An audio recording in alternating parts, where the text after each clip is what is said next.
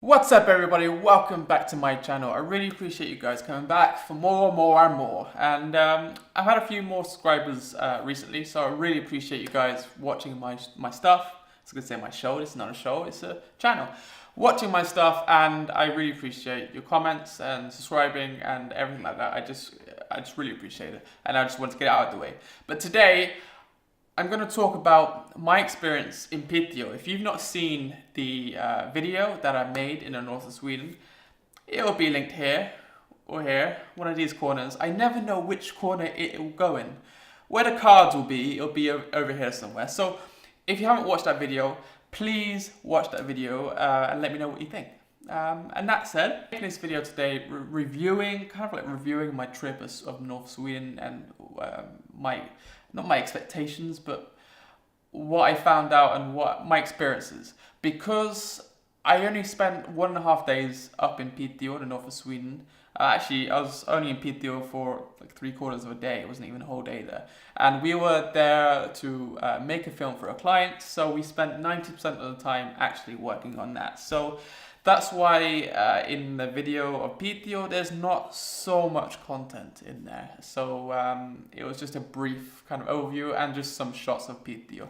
So today I just want to talk about my review of Piteå, or my review of North of Sweden. And there was a lot of things that I really loved about North of Sweden. I am planning with my girlfriend to do an adventure across the northern part of Sweden, going even further up, right to the top of Sweden. We are planning that in the, I wouldn't say near future, we're planning that in the future. We don't know time dates yet, so that's gonna come. And there was a comment on the last video about the Ice Hotel, which we are definitely gonna check out next winter. That is definitely on our list for next winter. Thank you very much for putting those comments up there, and keep them coming, because I will read them and I'll probably make videos about them if you ask me, if you kind of want to tell me what you want to do. So we arrived in Piteå very late on a Sunday evening, and when we arrived, we decided to go straight out the hotel for a walk because there was so much snow. And I just want to tell you a brief history. It's like my history lesson. Not a brief history, just a brief bit about my experience. I'm from London, as some of you might know, I'm from England.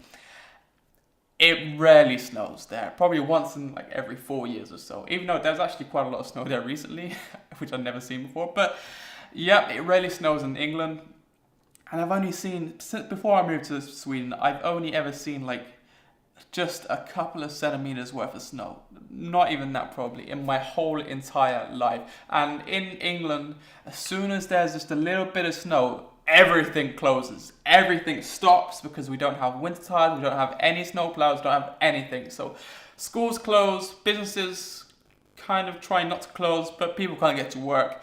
And then all hell breaks loose. Chaos in the country, and you know, it's just not fun. But in Sweden, of course, they're used to it. They have a lot of stuff, snow plows, winter tires and everything. And as soon as it snows, life just goes on, which I really like about this country. It's amazing. So when I came to Halmstad is a city in the south of Sweden, and it's right on the coast. It's a coastal city, it's a summer town. So I moved here being promised a lot of snow, because I love snow. But you know, Halmstad rarely snows. It's probably one of the cities with the least amount of snow in the whole country on average. So here I've probably seen maybe like 10 centimeters of snow, most. And I thought that was so much snow. And then I went to Piteå. Different story. You don't realize actually how much snow there is. When we're driving through from Luleå, we flew to Luleå, and it's about a 30 to 45 minute drive from Luleå to Piteå. And when we was driving down there was no snow on the roads because it's the main road, but the speed signs, there was snow right up to the top of them. But then when we got to Piteå, we decided to put our bags into the hotel and go for a nice long walk out. So we went out for a walk, and we just saw these huge amounts of snow. Here's some pictures of what we saw. The snow plows were pushing the snow off the roads, and it was just creating these huge lumps of snow, which is twice the size of me. which is ridiculous. I've never seen that much snow before.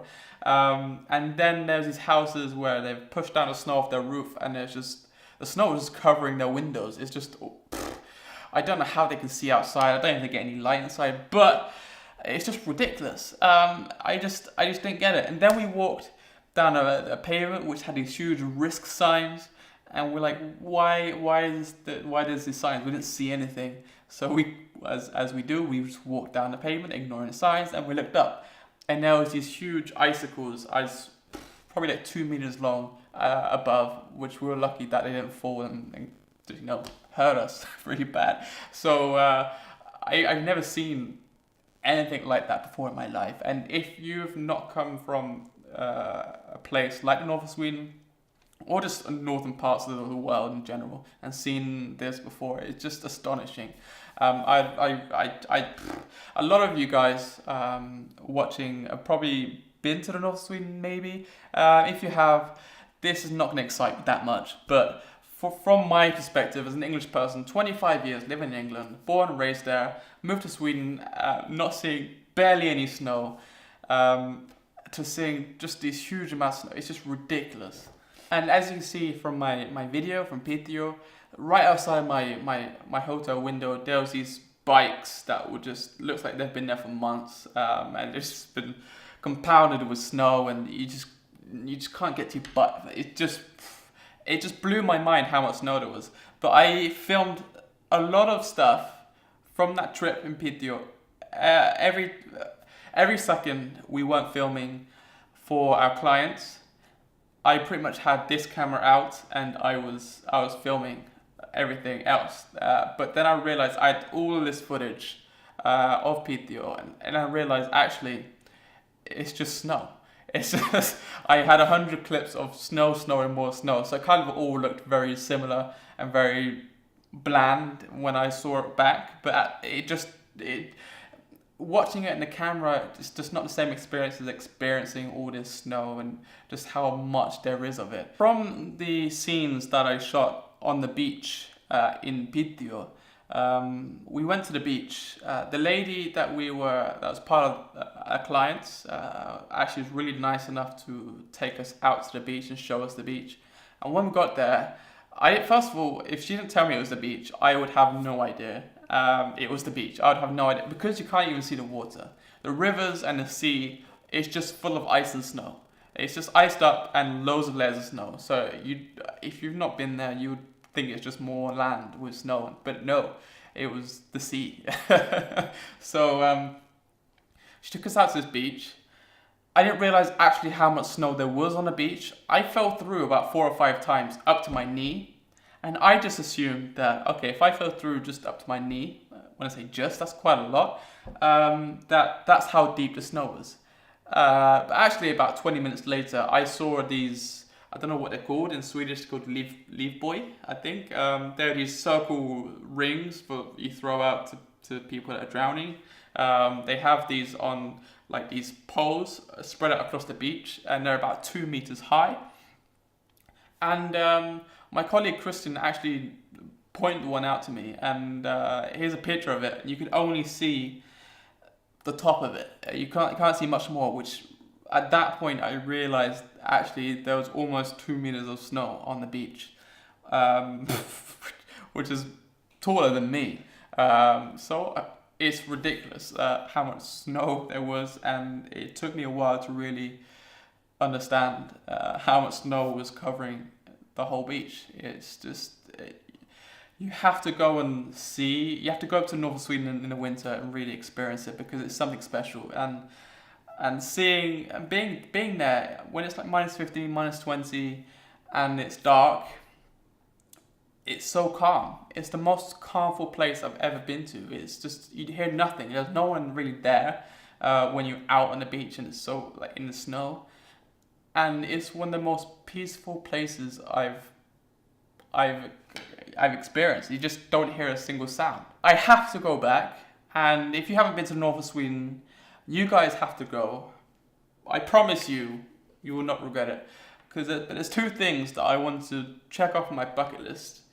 and I didn't actually check any of them off my bucket list. And if you watch my video, one of the things you would already know, which is seeing Northern Lights. Before we went, we didn't realize we'd be able to see the Northern Lights. I thought you see them in summer, but apparently you see them more in the winter, around this time, actually. And I was told that we should be able to see the Northern Lights, so we went for a drive, an adventure, in the middle of the night to see the Northern Lights. It didn't happen. It was a big failure. We drove for miles and miles and miles.